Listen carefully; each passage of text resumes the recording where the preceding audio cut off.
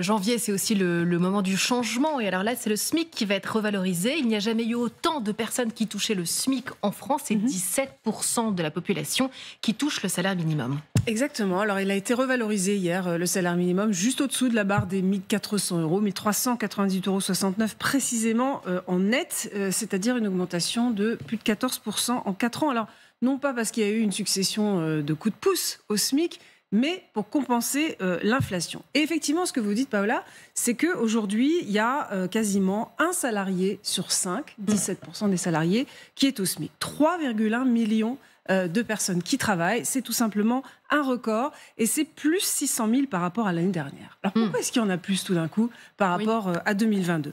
Eh bien parce qu'avec cette revalorisation automatique du SMIC qui est liée à l'inflation, vous avez de plus en plus de gens qui se retrouvent au salaire minimum parce que les augmentations juste au-dessus du SMIC, elles ne suivent pas nécessairement la revalorisation du SMIC. Voilà, c'est ce qu'on appelle la trappe à bas salaire.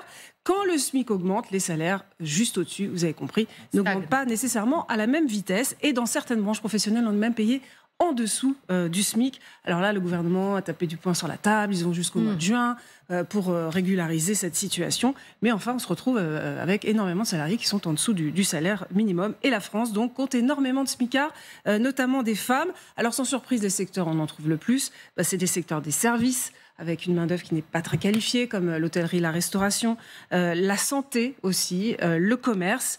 Or, évidemment, quand on vit au SMIC, on vit mal. C'est une évidence, d'autant que les dépenses contraintes, l'énergie, l'alimentation, par exemple, ne cessent d'augmenter. Ce qui fait que la France est toujours finalement au bord de la crise sociale. Alors le débat, il divise la France. Il y a ceux qui voudraient augmenter le SMIC, même pas pour des raisons de pouvoir d'achat, mais de pouvoir vivre, on l'a bien compris.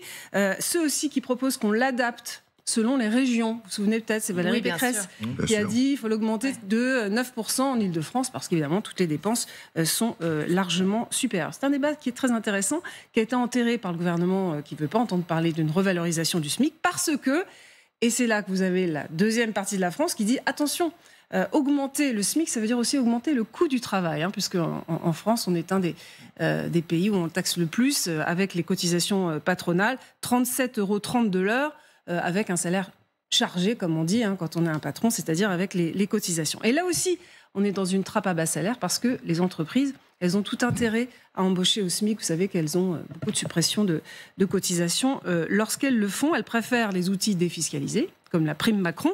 Et alors, sans ces primes, qui sont en quelque sorte une subvention de l'État aux augmentations de salaire, eh bien, ceci serait encore plus bas. Alors attention, parce que vous savez qu'il faut qu'on redresse nos finances publiques. Et ça veut dire que les défiscalisations liées aux fameuses primes Macron, elles risquent à un moment donné de s'arrêter. Et alors là, gare à la perte de pouvoir d'achat en 2024, si elles sont supprimées.